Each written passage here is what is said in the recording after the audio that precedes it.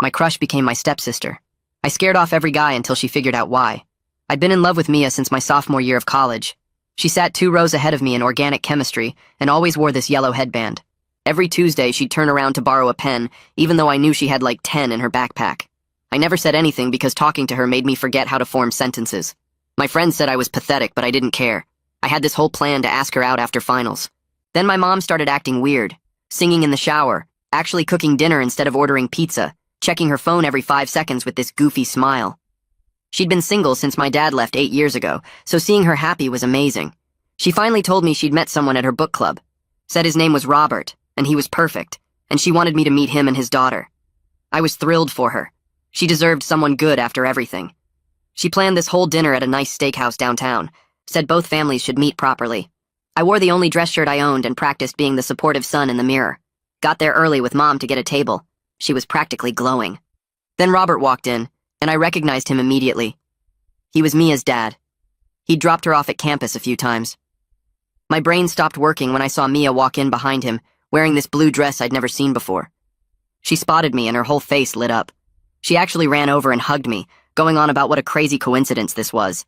Said we were going to be the best siblings ever. Called me her bonus brother. I just stood there like an idiot while she told our parents how we already knew each other from school. My mom was ecstatic, saying it was meant to be. Robert was shaking my hand, talking about how nice it would be for Mia to have a brother. Meanwhile, I wanted to disappear into the floor. The whole dinner, Mia kept making plans. We could carpool to campus together, study together at home. She'd help me with chemistry if I helped her with calculus. She was drawing up this whole perfect sibling dynamic while I sat there dying inside. Mom and Robert were talking about moving in together by next semester. Mia grabbed my hand under the table and squeezed it, whispering that she'd always wanted a brother. I excused myself and hid in the bathroom for 15 minutes. After that night, everything got worse. Mia started texting me constantly, sending memes about having siblings, asking what my favorite breakfast was when we'd lived together, and wanting to hang out between classes. I started being mean to her because I didn't know what else to do. When she'd wait for me after class, I'd walk right past her. When she saved me a seat at lunch, I'd sit somewhere else. She kept trying, though. Left notes on my car asking if she'd done something wrong. I'd crumple them up without responding. The confusion on her face killed me, but I couldn't explain that I'd spent 2 years fantasizing about our wedding, and now she wanted to paint my nails and have movie nights as siblings. 2 months later, our parents got married at the city hall. Mia was the maid of honor, and I was the best man. She tried to link arms with me for photos, and I pretended I needed to fix my tie. The photographer kept telling us to stand closer, and Mia would laugh, saying I was camera shy while I wanted to scream. We moved into Robert's house the next week. Mia had decorated my room with posters she thought I'd like and a welcome home sign. She'd spent hours on it. I took it all down while she was in class, and she found it in the trash. She cried, and I felt horrible, but I told her I just wanted my space. She stopped trying to be nice after that. 2 years of living in the same house and barely talking. She'd eat breakfast in her room. I'd wait until she left to use the kitchen. Our parents thought we just needed time to adjust. Then one night she brought home this guy named Justin. Said he was her study partner, but the way he looked at her made it obvious. She introduced him as her potential boyfriend and asked what I thought as her brother. I said he looked like he failed his driver's test 3 times. He laughed nervously. Mia glared at me. Justin came over for dinner that Friday. I spent the whole meal asking him increasingly ridiculous questions. Did he know how to change a tire? What were his thoughts on the economic crisis in Bulgaria? Had he ever been arrested? Mia kept kicking me under the table. When Justin went to the bathroom, she asked what my problem was. I said I was just being a protective brother. She said I'd never acted like a brother before, so why start now? That hit different. Saturday, our parents went to a couple's resort for a week. Left us alone in the house for the first time. Justin stayed for dinner, and I couldn't help myself. I asked him what his major was, and when he said business administration, I mentioned how everyone doing that nowadays just wanted easy money without real skills. Mia's fork stopped halfway to her mouth, and she stared at me with this look that should have made me shut up, but I kept going. I asked about his car, a silver Toyota, and said it looked like the kind of thing someone who couldn't commit to a real decision would drive. Justin laughed nervously and tried to change the subject to the weather, but I circled back to his haircut, which was perfectly normal, and suggested he looked like he was trying too hard to be trendy. Mia kicked me under the table hard enough that I felt it through my shoe, but the jealousy burning in my chest wouldn't let me stop. I brought up how business majors never actually learned anything practical, and asked if he even knew how to file taxes or change his own oil. Justin's smile got tighter with each question, and Mia's face turned red, her knuckles white around her fork. I asked about his internship plans, and when he mentioned retail management, I said that sounded like a dead-end career path for people without ambition. Mia stood up so fast her chair scraped against the floor and excused herself to the bathroom, leaving Justin and me sitting in painful silence. Justin left around 9 after Mia came back and barely spoke to him for the rest of the meal. I heard the front door close and started loading the dishwasher, scraping plates harder than necessary. Mia appeared in the kitchen doorway with her arms crossed and asked what my problem was with Justin specifically. Her voice came out tight and controlled, like she was trying not to yell. I told her he seemed fake, too polished, like he was putting on an act to impress her. She deserved better than some guy who probably rehearsed his answers in the mirror. Mia stepped closer, and her eyes looked wet, but she wasn't crying yet. She asked why I suddenly cared about what she deserved when I'd spent 2 years making her feel unwelcome in her own home. I put down the plate I was holding and said I was just being protective, that brothers look out for their sisters. Mia laughed, and it sounded wrong, bitter and sharp. She said I'd never cared about what she deserved before, so why start now with her dating life? The hurt in her voice made my stomach twist, but I couldn't back down now. I told her that's what brothers do. They protect their sisters from guys with bad intentions. Justin had bad intentions written all over him with his perfect hair and rehearsed small talk. She stepped even closer, and I could see her hands shaking. She reminded me that when we first moved in together, she'd spent hours decorating my room with posters and a welcome home sign because she wanted me to feel comfortable. I took it all down and threw it in the trash where she found it. Her voice cracked when she said I could drop the concerned brother act because I'd never acted like a brother before. I opened my mouth to respond, but nothing came out. She waited for maybe 5 seconds and then walked away, leaving me alone with the dishes and this heavy feeling in my chest that made it hard to breathe. I couldn't sleep that night. I lay in bed staring at the ceiling and thinking about Justin's hand on Mia's shoulder during dinner. Every time I closed my eyes, I saw them sitting close together, his arm casual across the back of her chair, her smiling at something he said. My chest got tight with this awful mixture of jealousy and self-hatred that made me want to punch something. I kept replaying the dinner in my head, hearing my own voice saying those terrible things about Justin's major and his car and his hair. Mia's face when she looked at me, that combination of anger and confusion and hurt, played on repeat behind my eyelids. I rolled over and tried to think about something else, but my brain kept going back to the way Justin looked at her, like she was the only person in the room. Around 3 in the morning, I gave up on sleep and just lay there feeling miserable, knowing I deserved every second of it. The next morning, I woke up to an empty house. Mia's door was already open and her bed was made, which meant she'd left early. My phone buzzed with a text from her saying she was studying at the library all day. I read it 3 times looking for any hint of emotion, but it was just flat and factual. I knew she was avoiding me and I deserved it completely. The house felt wrong without her in it, too quiet and too big. I made coffee and sat at the kitchen table where we'd eaten dinner last night, remembering how she'd kicked me under the table trying to get me to stop.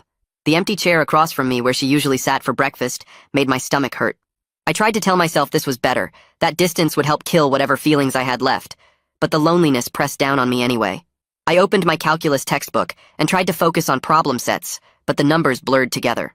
After 20 minutes of reading the same equation over and over, I gave up and opened my phone. I told myself I was just checking social media normally, but I went straight to Mia's profile. She'd posted photos from yesterday, her and friends at the dining hall, everyone laughing at something off camera. I scrolled down and found a new picture from the coffee shop, her and Justin sitting across from each other with matching lattes. They were both laughing, and his hand was reaching across the table toward hers. The timestamp said yesterday afternoon, before he came over for dinner. I stared at that photo until my eyes hurt, studying every detail.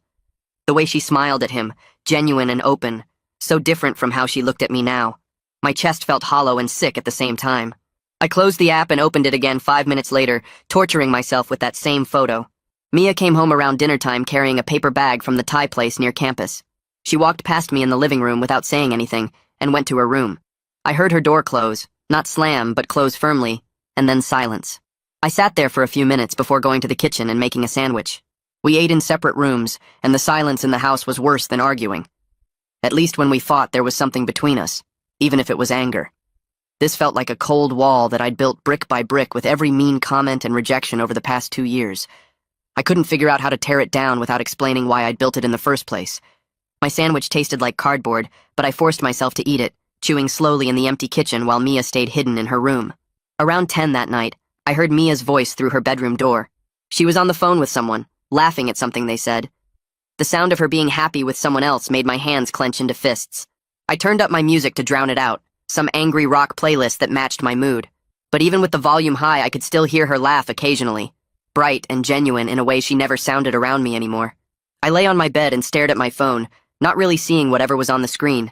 The music pounded in my ears, but it couldn't stop me from straining to hear her voice through the wall. After an hour, her light went off and the house went quiet except for my music. I turned it down and lay in the dark, feeling pathetic and angry and sad all mixed together. Justin showed up again the next afternoon.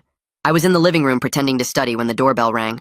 I got to the door before Mia could, opening it to find Justin standing there with his backpack and that same friendly smile.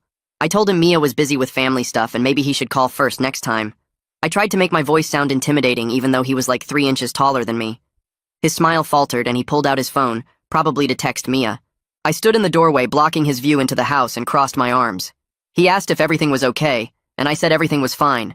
We just had family things to handle today. Behind me I heard footsteps on the stairs. Mia came down the stairs behind me, and I felt her hand on my shoulder, firm enough to make me step aside. She looked at Justin with this apologetic smile that made my chest tighten and told him to ignore me, that I was having a weird day. The way she said it made it clear she was done with my behavior. She held the door wider and invited him inside, gesturing toward the stairs with this deliberate politeness that felt like a slap. Justin glanced between us, clearly uncomfortable, but followed her up to her room. She left the door open but positioned herself so I couldn't see inside without being obvious about it. I stood in the hallway for a minute after they disappeared, my hands still clenched at my sides. The house felt too quiet except for their voices drifting down, too soft for me to make out words. I went to the kitchen and opened the fridge, stared at the contents without seeing anything, closed it again. Walked to the living room and sat on the couch, picked up my phone, put it down, got up and went to get water I didn't want. I found myself walking past Mia's room on the way back, moving slowly, trying to look casual even though no one was watching. Through the open door I could see them on her bed, textbooks spread around them, sitting close enough that their shoulders almost touched. Justin was pointing at something in his notebook, and Mia was leaning in to look, her hair falling forward. They looked comfortable together, natural, like they'd done this 100 times. My stomach hurt watching them. I kept walking, went to my room, lasted maybe 5 minutes before I needed to check on something downstairs. Took the long way back past her door again. This time Justin was laughing at something she said. His whole face lit up, and she was smiling back at him with this genuine happiness I hadn't seen her direct at me in 2 years. I made it back to my room and lay on my bed, staring at the ceiling and feeling pathetic. An hour later I heard footsteps on the stairs and jumped up, opened my door in time to see Justin heading down. I followed him, trying to look like I just happened to be coming downstairs too. At the front door he turned and thanked me for having him over, his voice friendly but careful, like he was dealing with an unpredictable animal. I managed to say something normal back and he left. Mia didn't come down. I waited in the living room, expecting her to appear, to yell at me or demand an explanation, but her door stayed closed. The silence stretched on, and I turned on the TV just for noise, not watching whatever was on. Around dinner time I went upstairs and stood outside her door, raising my hand to knock, then lowering it again. I could hear her moving around inside, the soft sounds of her existing in a space I wasn't welcome in. I stood there like an idiot for probably 3 minutes before giving up and going back downstairs. Made myself a sandwich I barely tasted. Went back upstairs later and stood outside her door again, this time with some half-formed idea of apologizing, but I couldn't figure out what to say that wouldn't make everything worse. Sorry I'm in love with you, but you're my sister now didn't seem like it would help. I went to bed without talking to her, lay awake listening for any sound from her room. 3 days passed like that, the house feeling bigger and emptier even though we were both in it. I'd hear her moving around, timing my own movements to avoid running into her. She started leaving for campus earlier, coming home later. Our parents called every day and I told them everything was fine while Mia stayed in her room. The 4th morning I woke up to my phone buzzing with texts from friends, ignored them all, went downstairs to find Mia already in the kitchen making coffee. She was wearing one of her biology class shirts and her hair was pulled back in a messy ponytail. I froze in the doorway, not sure if I should leave or try to act normal. She glanced at me, her face carefully blank, and mentioned that someone named Tyler from her biology class had texted, asking if she wanted to join a study group. The way she said it felt like a test, her eyes watching my reaction. I felt my jaw clench before I could stop it. I asked what his deal was, trying to keep my voice casual and failing. Why was he suddenly interested in studying with her? Did she even know him that well? Mia set her coffee mug down slowly and stared at me with this new expression, her head tilted slightly like she was examining something under a microscope. She told me Tyler was just a classmate, and it was a group of 5 people, not a date, but I could hear my own voice getting defensive anyway.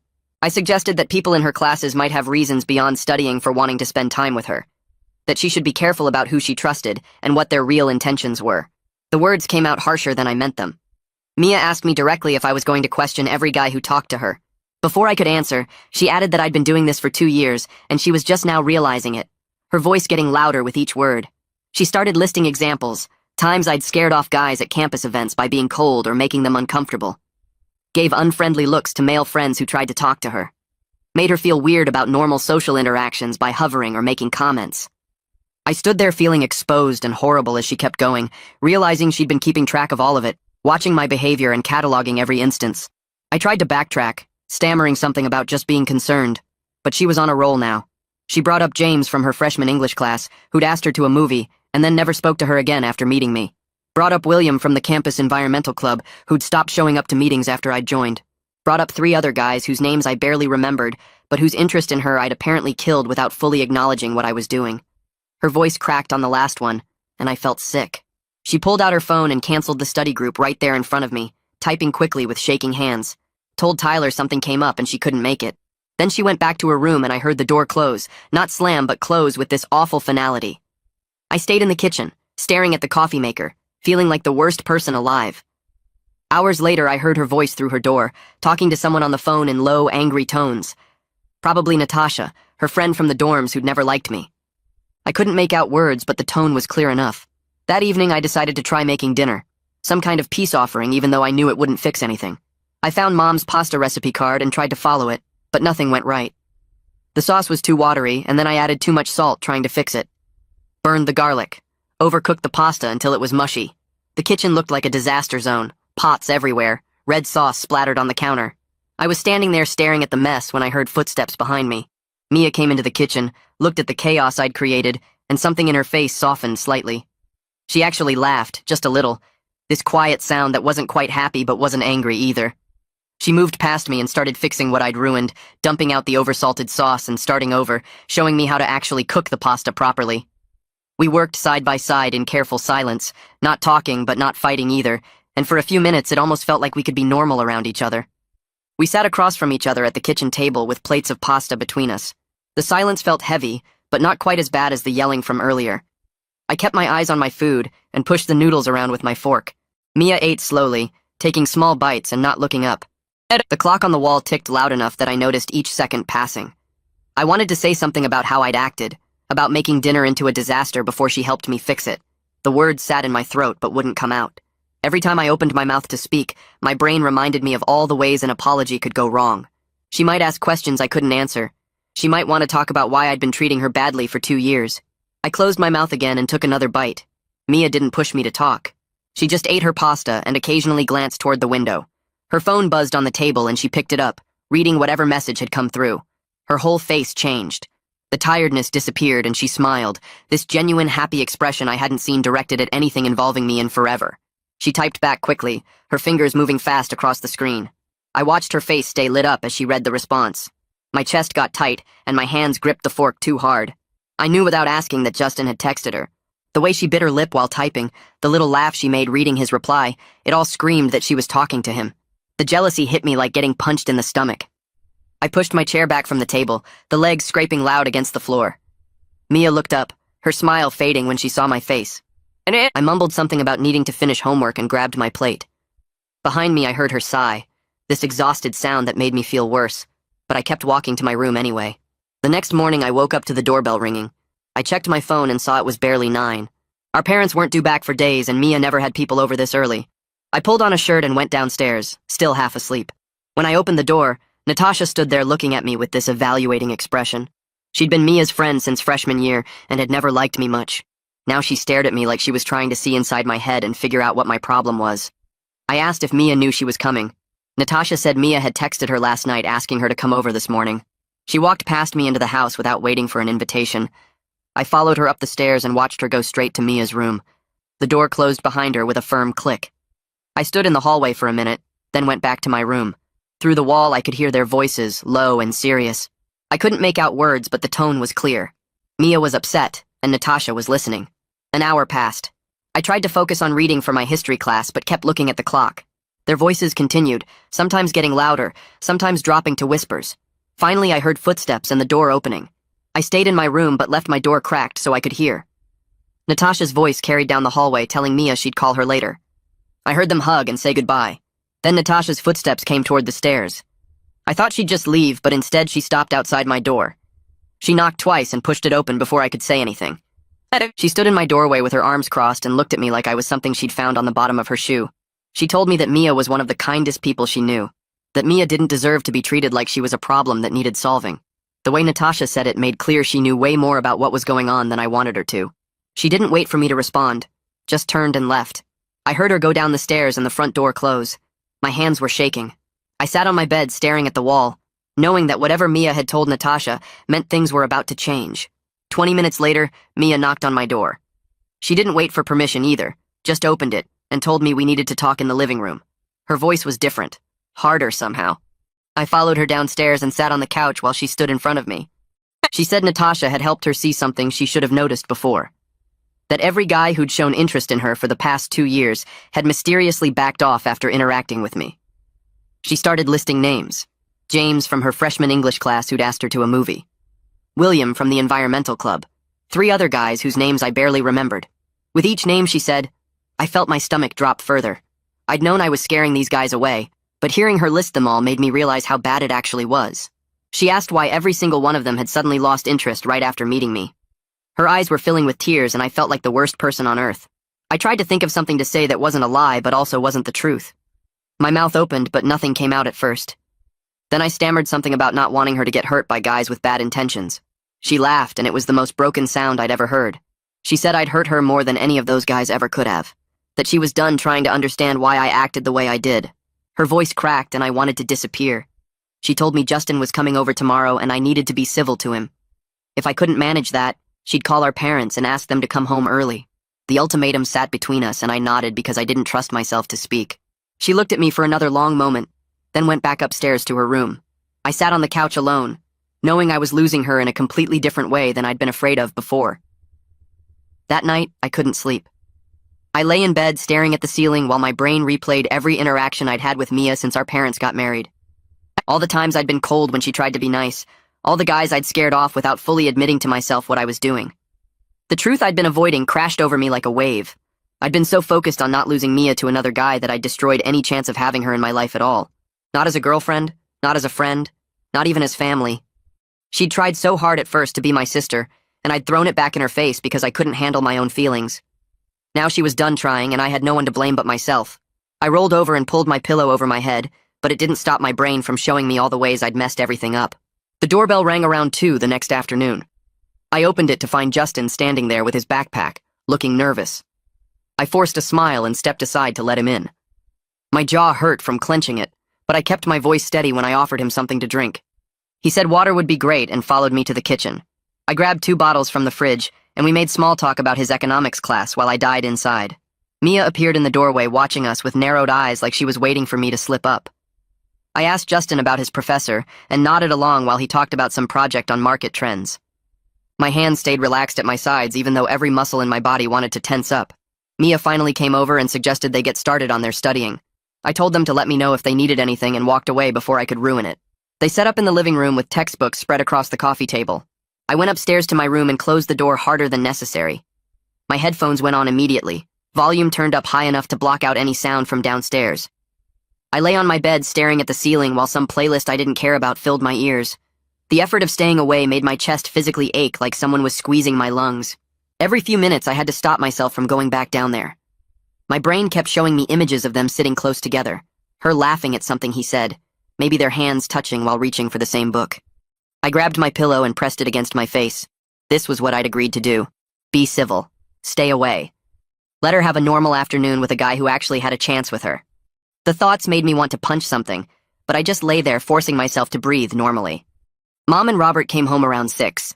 I heard the front door open and their voices carrying up the stairs, loud and happy about their trip. They were talking over each other about the resort and some sunset they'd seen. I pulled off my headphones and went downstairs. Justin had already left. Mia was putting away the study materials while our parents set down their bags. Mom hugged me and started telling me about the spa treatments and the fancy restaurant they'd tried. Robert was showing Mia pictures on his phone.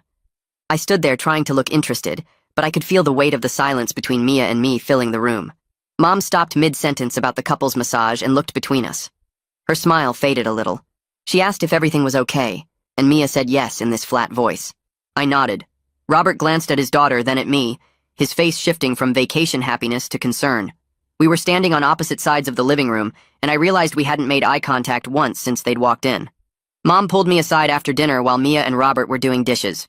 We went into the den and she closed the door partway. Her voice was quiet when she asked what happened while they were gone. I told her Mia and I had a disagreement about some household stuff, keeping it vague on purpose. Mom's forehead creased and she looked at me the way she used to when I was little and lying about breaking something. She said we'd seemed tense and asked if I wanted to talk about it. I shook my head and told her it was fine. We just needed to work it out ourselves. She didn't look convinced at all. Her hand touched my shoulder and she said she was worried about both of us. I promised her everything would be okay, even though I had no idea if that was true. She sighed and hugged me before going back to help Robert finish cleaning up. The next week was terrible.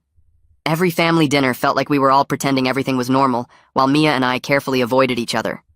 We'd pass dishes without our hands touching. She'd talk about her classes, and I'd focus really hard on my food.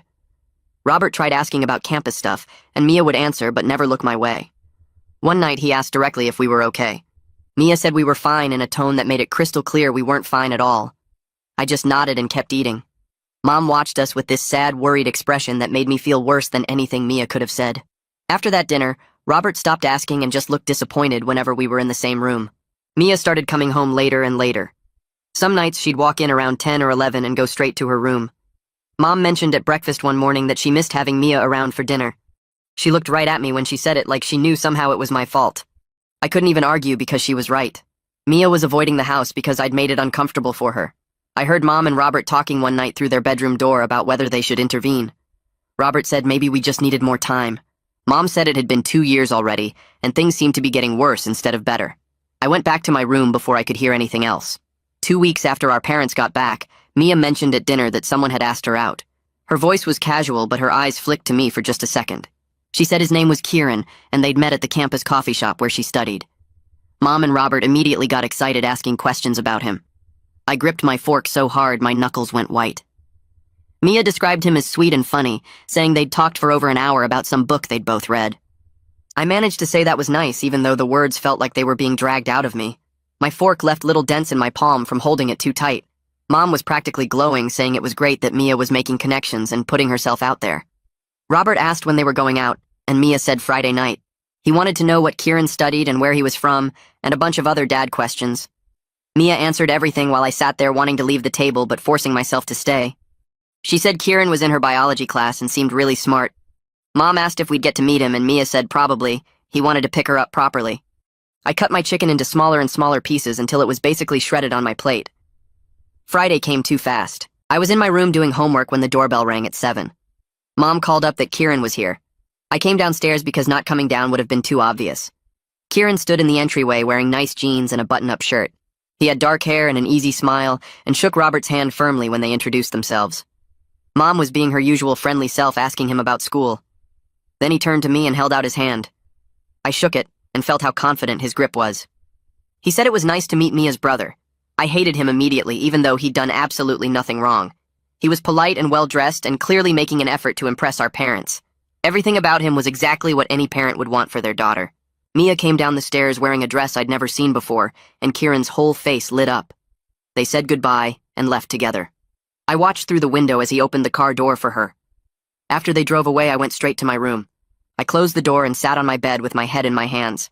Everything I'd been holding back for weeks crashed over me at once. The grief of losing something I never actually had in the first place. The anger at the universe for making our parents meet and fall in love and ruin everything. The self-loathing for every mean thing I'd said to Mia, every time I'd pushed her away, every guy I'd scared off. I'd spent 2 years making her life miserable because I couldn't handle my own feelings. Now she was out with someone who could actually be with her the right way. Someone who wasn't her stepbrother. Someone who hadn't spent years being cruel to her. I lay back on my bed and stared at the ceiling, feeling like my chest was caving in. The worst part was knowing I deserved all of it. I stayed in my room the rest of the night but couldn't stop hearing their voices through the floor. Mom laughed at something Robert said, that bright, happy sound she made when she was truly content. They talked about Kieran for what felt like hours, how polite he seemed, how Mia's face lit up when he arrived. Robert said something about hoping this meant Mia was finally settling in and feeling at home here. The words hit me like a punch to the stomach. I'd been so focused on my own misery that I never considered how my behavior made Mia feel in her own house. She'd tried so hard those first months to make this work, to be my sister, and I'd thrown it all back in her face. Now she was finding happiness with someone else because I'd made sure she couldn't find it here with me as family. I pressed my pillow over my head, but the guilt didn't go away. The next morning, I saw Leo Fontana heading toward the library between classes. We'd done a group project together freshman year in some general education requirement I barely remembered. He was a psychology major, quiet but easy to talk to, the kind of person who actually listened instead of just waiting for his turn to speak. I caught up to him near the entrance and asked if he wanted to grab coffee sometime. He looked surprised but said sure, maybe after his last class today. We agreed to meet at the campus coffee shop at 4. I got there early and grabbed a table in the back corner where we wouldn't be overheard. Leo showed up right on time carrying a backpack covered in patches from different bands. He ordered some complicated drink with extra shots and sat down across from me. I stirred my plain coffee and tried to figure out how to start this conversation. He waited patiently, not pushing, just present. Finally, I told him I was having trouble adjusting to having a stepsister. The words felt inadequate, but it was a place to begin. He nodded and asked what specifically was difficult about it. Not in a therapist way, just genuinely curious. I explained that we'd known each other from campus before our parents got together, and now everything felt weird and complicated. He asked how I'd handled it so far, and I admitted I'd been kind of cold to her, maybe too cold. He listened to all of it without interrupting or judging. Then I made myself say the harder part. I told him I was struggling with seeing her date people, that it bothered me more than it probably should. Leo took a sip of his coffee and looked at me thoughtfully. He said that wasn't really a typical sibling reaction, was it? The way he phrased it as a question instead of an accusation made it easier to hear, but also impossible to deny. I felt my face get hot and stared down at my cup. He asked gently if maybe the feelings I had for her weren't exactly brotherly. I couldn't make myself say yes out loud, but I didn't say no either. He leaned back in his chair and said he got it. That sounded really complicated and painful. No judgment in his voice, just understanding. It made something loosen in my chest that had been tight for months. We sat there for a minute in silence that didn't feel awkward. Then Leo said I might need to talk to someone professional about untangling these feelings, especially since the family situation wasn't going to change. He said it kindly but firmly, like he knew I needed to hear it even if I didn't want to. Say it. I asked if he thought I was messed up and he shook his head. He said feelings don't make you messed up, it's what you do with them that matters. Right now, I was hurting myself, and probably Mia too by not dealing with this. He suggested the campus counseling center, said they were good and confidential.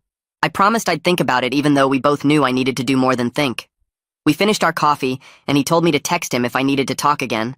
Walking back to my car, I felt lighter somehow, like admitting it out loud to someone neutral had released some of the pressure. That Friday, Mia went on her second date with Kieran. This time it was a group thing with his brother Tyler and some other friends from their biology class. She mentioned it at dinner, describing the plan to see some new action movie and get food after. Mom asked which movie and Mia told her, sounding genuinely excited. I focused on cutting my chicken into precise pieces and tried not to react. When Mia came home around 11, I was in the kitchen getting water. She walked in still smiling, telling Mom about the movie and how funny Tyler was and how Kieran's friends were all really nice. Mom asked questions and Mia answered happily, animated in a way I hadn't seen her in months. I stood there holding my water glass feeling like I was disappearing, becoming invisible in my own house. She didn't even glance my way as she described the restaurant they'd gone to and how Kieran had insisted on paying for her meal. I went back upstairs before they finished talking. The weeks crawled by with me going through the motions of classes and homework while everything inside felt heavy. I stopped hanging out with my own friends, stopped going to the campus events I used to enjoy. Mom noticed, but I kept telling her I was fine, just busy with school. She didn't believe me. A month after our parents got back from their trip, she sat me down in the living room on a Saturday morning. Robert had taken Mia to the mall for some shopping trip. Mom said she'd noticed I seemed depressed lately, that I wasn't acting like myself. She asked if something was wrong, if I wanted to talk about it.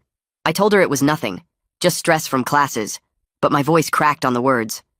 She put her hand over mine and said the campus had counseling services. Would I be willing to talk to someone there? The concern in her eyes made it impossible to keep refusing. I agreed and watched relief wash over her face. Mom set up the appointment that afternoon, calling the counseling center and getting me scheduled for Wednesday at 3. She looked lighter after making the call, like she'd been carrying my problems on her shoulders and could finally do something about it. Robert came home with Mia and overheard Mom telling me about the appointment. He offered to drive me there, said he had a meeting on campus that day anyway and could drop me off. I wanted to refuse, but that would have been too obvious, so I thanked him. He smiled and squeezed my shoulder, trying to be supportive, and I felt terrible for resenting his kindness. He was a good guy, a good father to Mia, and a good stepfather to me. None of this was his fault. Wednesday arrived too fast. Robert drove me to campus and dropped me off outside the counseling building. He said he'd be back in an hour and to text if I needed more time. I walked inside and checked in at the front desk. The waiting room had comfortable chairs and calming artwork on the walls, clearly designed to make people feel less anxious. It didn't work. A woman came out after a few minutes and introduced herself as my counselor. She had kind eyes and led me back to a small office with a couch and some plants. I sat down and she asked what brought me in today. I talked around the issue for 40 minutes, mentioning stress and family adjustment and general college anxiety. She listened patiently, occasionally asking clarifying questions, clearly waiting for me to get to the real problem. Finally, she asked directly if my family situation involved complicated feelings about my stepsister. The question hung in the air between us, and I realized I couldn't keep avoiding this. I had to start being honest with someone. I admitted I'd had feelings for Mia before our parents got married. The words came out quiet and ashamed, but I made myself say them. The counselor didn't react with shock or judgment, just nodded and asked how I'd been handling that. I described my behavior over the past 2 years, the coldness and the mean comments and scaring off guys she liked. Saying it all out loud made me see how destructive I'd been. I'd hurt Mia repeatedly because I couldn't deal with my own emotions like an adult. The counselor asked if I'd told anyone else about this, and I mentioned Leo, said he'd suggested I come here. She said that was good, that I needed support to work through this. Then she asked what I wanted to happen now, what outcome I was hoping for. I didn't have a good answer because the outcome I wanted was impossible, and the reality I faced was unbearable. She talked about grief like it was something physical I'd been carrying around for 2 years. The counselor leaned forward in her chair and explained that I'd been mourning the loss of something I never actually had, which made it harder because there was no clear endpoint to the sadness. She said trying to force feelings to disappear never worked, that emotions didn't respond to logic or willpower the way we wanted them to. I sat there nodding like I understood, but really I just felt exhausted hearing it laid out so plainly. She told me the only way forward was honesty, probably with Mia, so we could figure out what kind of relationship was actually possible instead of me destroying everything while pretending to protect it. The words sat heavy in my chest during the drive home with Robert, who chatted about his meeting and asked how counseling went. I gave him vague positive responses while staring out the window, knowing what I had to do, but having no idea how to actually do it. 3 more sessions passed over the next few weeks. Each one felt like peeling back another layer of denial, the counselor gently pushing me to admit things I'd been avoiding. She asked what I was most afraid would happen if I told Mia the truth. I said I was scared she'd hate me, that our parents would be disappointed, that I'd ruin the family they'd built together. She pointed out I was already doing all those things by keeping the secret, just in slower motion. That hit hard enough that I spent the whole drive back to campus sitting in my car in the parking lot, trying to breathe normally. Meanwhile, Mia was getting more distant every day. She'd started eating most meals at Natasha's place or grabbing food between classes. When she was home, she stayed in her room with the door closed. Mom kept asking if everything was okay between us, her voice worried and confused, and I kept lying and saying we were fine. Robert tried talking to Mia about it once, and she told him we just needed space to figure out our sibling dynamic, which was technically true, but missed the entire actual problem. One Tuesday evening, Mom texted that she and Robert were going to a late movie and wouldn't be home until 11. I was in my room attempting to study when I heard Mia come home around 7. She went straight to the kitchen, and I heard cabinet doors opening and closing, the microwave beeping. I stayed where I was, like I always did, waiting for her to go back upstairs so I could avoid another awkward non-interaction. Instead, her footsteps came down the hall and stopped outside my door. She knocked twice, firm and deliberate. I froze with my textbook open on my lap, every muscle tense. She knocked again and said my name through the door, her voice flat and tired. I couldn't pretend I wasn't there, so I told her to come in. She opened the door but didn't step inside, just stood in the doorway with her arms crossed.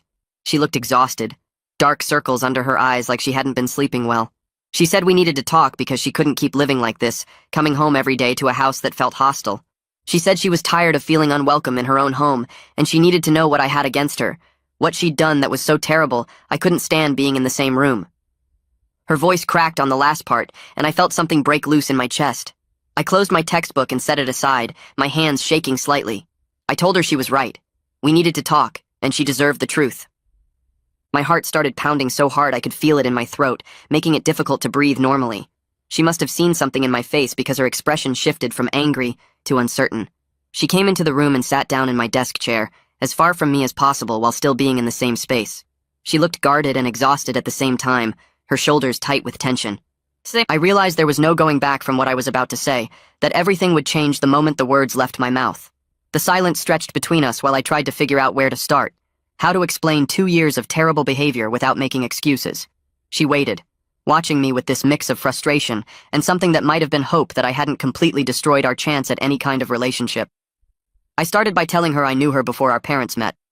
Her eyebrows pulled together in confusion, and I clarified that she sat in front of me in organic chemistry during sophomore year. I watched her face as she tried to remember, saw the moment recognition started to dawn. She said she remembered someone behind her, someone who always had a pen ready when she turned around. I nodded and kept going because stopping now would make it worse. I told her she wore a yellow headband on Tuesdays and borrowed pens she didn't actually need, and I'd noticed everything about her for an entire semester. Her expression changed as the pieces started connecting, understanding spreading across her face along with something that looked like shock. She asked how long I'd noticed her, and I admitted it was the whole semester, that I'd spent weeks working up the courage to talk to her like a normal person instead of just handing over pens and hoping she'd somehow read my mind. I forced myself to continue before I lost my nerve completely. I told her I was planning to ask her out after finals that year, that I'd been building up courage for months and had this whole plan worked out. Then our parents met, and everything changed overnight, and I didn't know how to handle having the person I had feelings for suddenly become my sister. The words came out rushed and messy, but I got them all out, watching her process each sentence. She sat completely still for a long moment, her face cycling through different emotions too fast for me to track. When she finally spoke, her voice was quiet and careful. She asked why I was so mean to her if I had feelings, why I'd made her feel rejected and unwelcome for 2 whole years. I explained that I was trying to kill those feelings by pushing her away, that I thought if I could make myself not care about her, then everything would be easier. I admitted it was incredibly stupid and hurtful, and I knew that now, but at the time I couldn't think of any other way to deal with it. I told her I was sorry for every cruel thing I'd done, for taking down her decorations and ignoring her attempts at friendship and making her question what she'd done wrong when she'd done nothing wrong at all. Mia stared at me for another long moment, and then tears started rolling down her face. I felt terrible watching her cry, started to apologize again, but she held up her hand to stop me. She said she wasn't sad, she was angry. Her voice got louder as she talked, 2 years of hurt pouring out all at once. She was angry that I made her feel rejected and unwanted instead of just being honest from the start. Angry that I'd scared off guys she might have actually liked, guys who could have been good for her. Angry that I made her question herself constantly, wondering what was wrong with her that her own stepbrother couldn't stand to be around her. She said she'd spent months thinking she was the problem, that she was too much or too annoying or trying too hard. She'd pulled back from trying to build a family relationship because I made her feel like her presence was a burden, and now she was finding out it was all because I couldn't deal with my own feelings like an adult. She was crying harder now, but her voice stayed strong and angry, every word landing like a punch to my chest. I apologized over and over, the words spilling out desperate and useless. I told her she was right about everything, that I'd been selfish and cruel, and I understood if she never forgave me. She cut me off and said sorry wasn't enough, that I couldn't just apologize and expect everything to be okay. She said I'd damaged our relationship and our family dynamic because I couldn't be honest about my own emotions. I'd made her feel unwanted in her own home, made her doubt herself, scared away people who cared about her, all because I was too scared to admit the truth. She said she deserved better than that, deserved a brother who actually acted like family instead of someone who treated her like an inconvenience. She was right, and I knew it. Could feel the truth of every accusation settling into my bones. There was nothing I could say to make any of it better, no explanation that would undo 2 years of hurt. I sat there taking it because it was the least I could do after everything I'd put her through. Mia wiped her face with her sleeve and stood up from the chair. She said she needed time to process everything and didn't want to talk to me for a while. She was going to stay at Natasha's for a few days and would tell our parents we had a fight about household stuff, something vague that wouldn't require details. She said I needed to respect her space completely, no texts or calls or attempts to explain further. She needed to figure out how she felt about all of this without me trying to influence her thinking. I nodded and told her I understood, that I'd give her whatever space she needed for as long as she needed it. She looked at me one more time, her expression unreadable, and then left my room. I heard her go into her bedroom and start packing a bag, drawers opening and closing, the closet door sliding. 20 minutes later, she came back downstairs and I heard the front door open and close. Her car started in the driveway, and then the sound faded as she drove away. I sat alone in my room for a while, not moving, just staring at the wall. Then I went downstairs and the house felt different, emptier in a way that had nothing to do with Mia physically being gone. I sat on the couch in the living room where we'd had awkward family movie nights and tense dinners, feeling the full weight of what I'd done settling over me. The confession had brought some relief, finally saying out loud what I'd been hiding for 2 years. But it also felt like the final death of any fantasy I'd been holding on to, the absolute end of any possibility that things could be different. I'd spent so long imagining scenarios where Mia somehow felt the same way, where our parents' marriage didn't matter, where we could figure something out. Saying everything out loud made me see how impossible and wrong all of it was, how much damage I'd caused chasing something that was never going to happen. I let myself cry for the first time in years, sitting alone in the empty house while the sky got dark outside. The tears felt like they were coming from somewhere deep and old. Grief for the relationship I'd wanted and the one I'd destroyed, for the person I'd hurt and the family dynamic I'd poisoned. I cried until I was exhausted and hollow, and even then I knew it wasn't enough to make up for anything I'd done. I stayed in my room for hours after Mia left, sitting on my bed with my back against the wall and my knees pulled up to my chest. The house felt too quiet without her in it, like the air itself had changed. I heard Mom's car pull into the driveway around 8 that evening, then Robert's truck a few minutes later. They were laughing as they came through the front door, talking about something funny that happened at the resort. Their voices got quieter when they realized how silent the house was. Mom called my name, and I heard her footsteps on the stairs. She knocked on my door and asked if I was okay, her voice already worried. I told her to come in and she opened the door slowly, taking in my red eyes and the way I was sitting. She asked where Mia was, and I could see her trying to figure out what had happened just from looking at my face. I explained that Mia and I had a serious talk about our relationship, and she needed some space to process everything. Mom sat down on the edge of my bed and asked what kind of talk. What did I mean by our relationship? I kept it vague, saying we'd finally been honest about why things had been so tense between us, and it was complicated. Robert appeared in the doorway looking concerned, asking if Mia was okay and where she was staying. I told them she went to stay with a friend from her dorm for a few days, and that she was safe, just needed time. Mom kept asking questions, wanting details, but I said Mia should be the one to explain when she was ready. Robert looked at Mom, and they had one of those silent parent conversations where they communicate without words. Mom asked if I was okay, and I nodded even though I wasn't, and she hugged me for a long time without saying anything else. 3 days felt like 3 weeks. I went to classes but barely paid attention, spent most of my time staring at my phone waiting for a text that never came. Mom and Robert kept asking if I'd heard from Mia, and I had to keep saying no, watching them get more worried each day. On the 3rd night, I was sitting in the living room pretending to do homework when I heard a car in the driveway. Mia came through the front door carrying her bag, looking tired but determined. She said she needed to talk to all of us together and asked if Mom and Robert could come downstairs. They appeared within seconds, clearly relieved to see her but also nervous about what was coming. We all sat in the living room, me on one couch, Mom and Robert on the other, Mia in the chair between us. She took a deep breath and started explaining that I'd been having trouble adjusting to her as a sister because of some feelings I had before our parents got married. She kept it vague but honest, not giving specific details about the crush or how long it lasted. Mom's face went through about 5 different expressions in 10 seconds. Robert just looked confused at first, then understanding started to dawn. Mia said she wanted them to know because the tension had been affecting the whole family, and we needed to work through it properly. She made it clear this wasn't anyone's fault, just a complicated situation that required honesty. Mom and Robert sat there processing for what felt like forever. Robert finally spoke, saying this explained a lot of the tension he'd noticed over the past 2 years. He asked what we needed from them to move forward, his voice careful and measured. Mia said she needed them to know the situation was complicated and that we were working on it, that we needed their support, but also their patience. Mom asked if I was okay, and I nodded, not trusting my voice. She looked at Mia and asked if she was okay, and Mia said she was processing, but she'd be fine.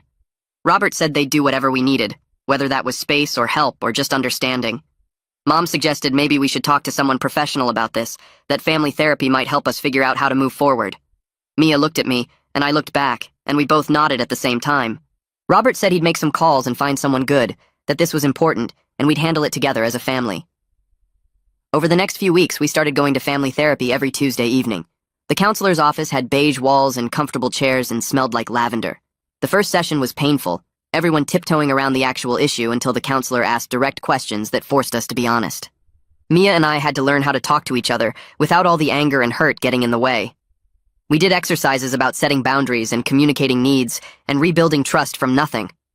It was awkward as hell, sitting there with our parents while talking about feelings I'd hidden for years. But slowly, session by session, things started to shift. I learned to see Mia as an actual person instead of this fantasy I'd built up, and she learned that my coldness had never been about her being unworthy. Mom and Robert learned how to support us without trying to fix everything, just being there while we figured it out. Mia kept dating Kieran and would mention him sometimes in therapy, testing whether I could handle it. The first few times I felt that familiar jealousy spike, but I practiced what the counselor taught me about acknowledging feelings without acting on them. One day Mia showed me a photo of her and Kieran at some campus event, and I managed to say they looked happy together without my voice catching. She smiled at me like I'd just passed some kind of test. The counselor said we'd probably never be super close, that some damage takes years to heal if it heals at all. But we could be family in a real way, if we were both willing to try, to keep showing up and being honest even when it was uncomfortable. Some days were harder than others, days when I'd see Mia laugh at something on her phone and feel that old ache, but I was finally being honest with myself and everyone else. It felt like the first step towards something better, even if it wasn't what I originally wanted.